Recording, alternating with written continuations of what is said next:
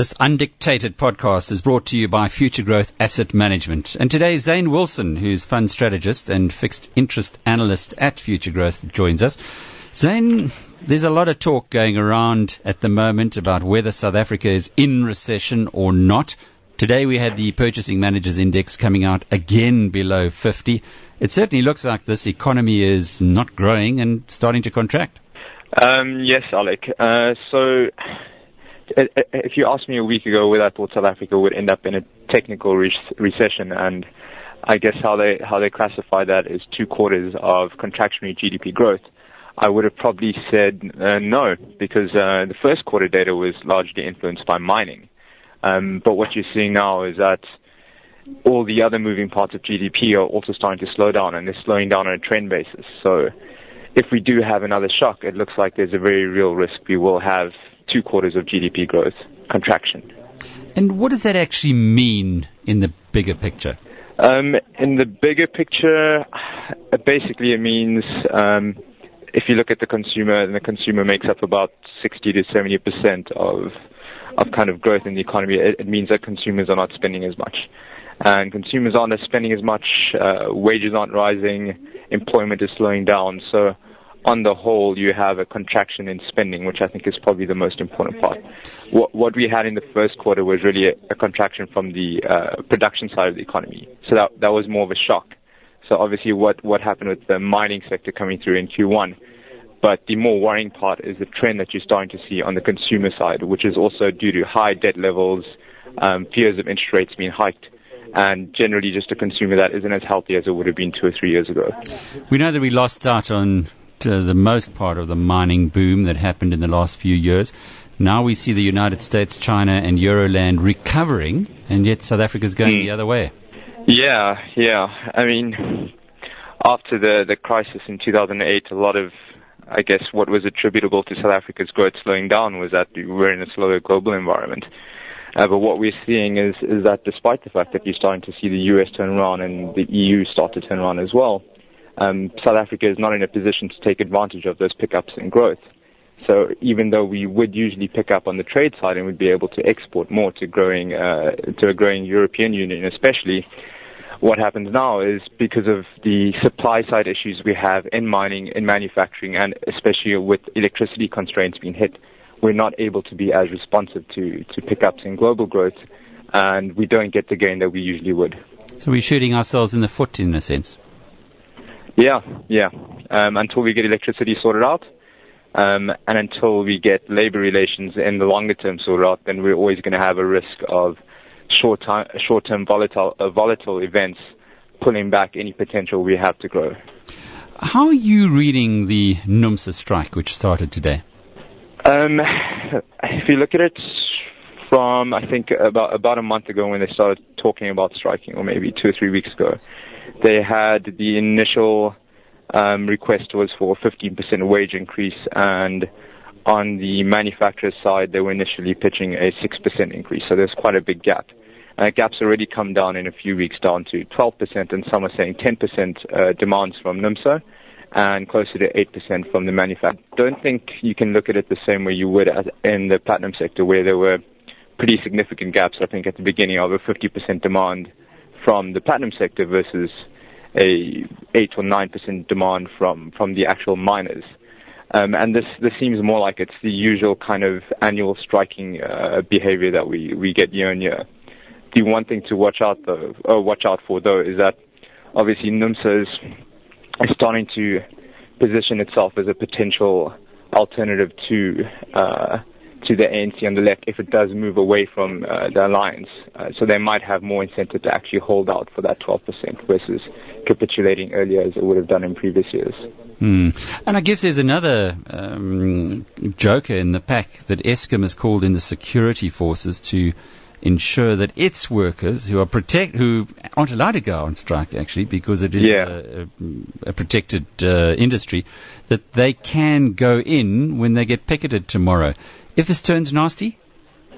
Yeah, that's a difficult one to call. The electricity kind of position as a whole is something that we are very worried about because, I mean, that puts a cap on what our productive capacity is.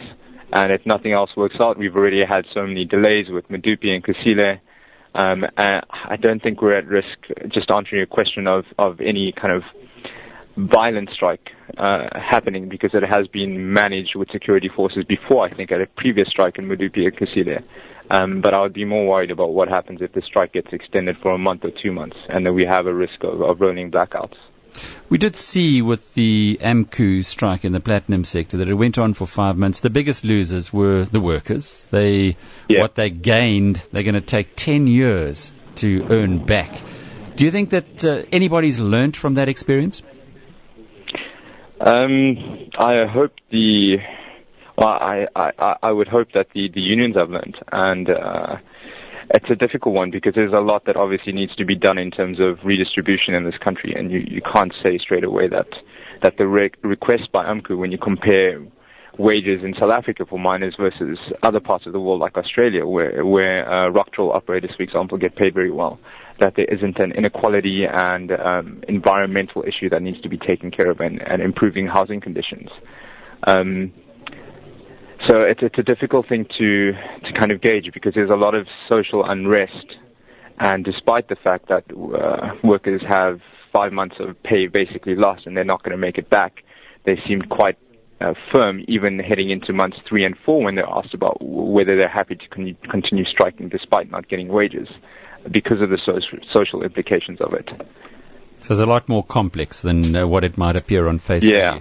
Yeah. If you're sitting, though, where the ratings agencies are, they've already downgraded South Africa, and they've warned that if labour unrest continues, we could go to junk status. Is this something that, particularly as a fixed interest specialist, that worries you?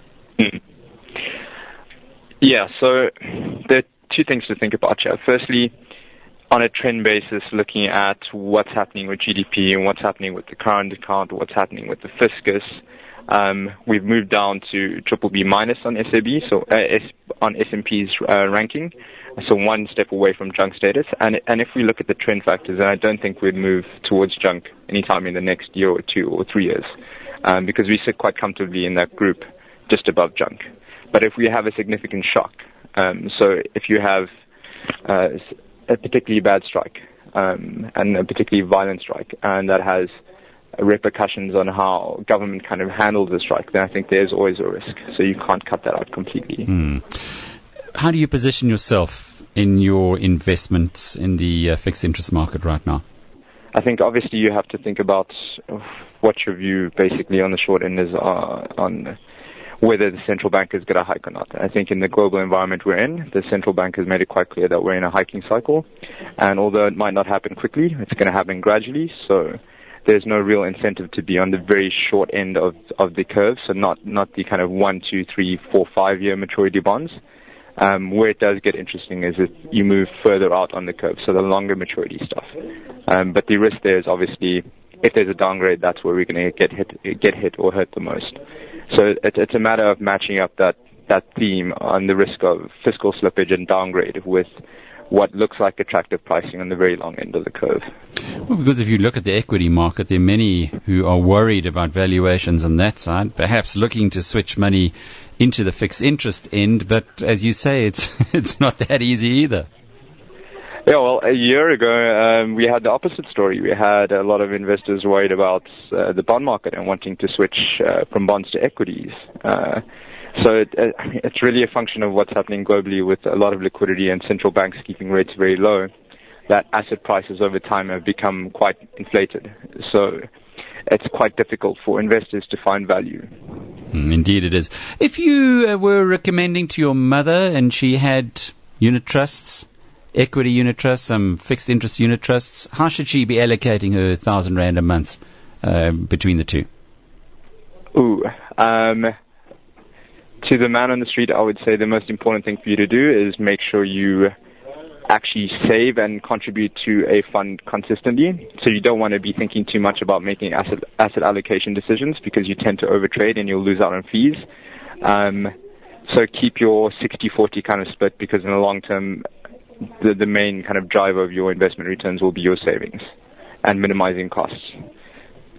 So no, don't try and beat the experts. Just keep putting it away every month. Zain Wilson is fund strategist and fixed interest analyst at Futuregrowth. And this undictated podcast was brought to you by Futuregrowth Asset Management.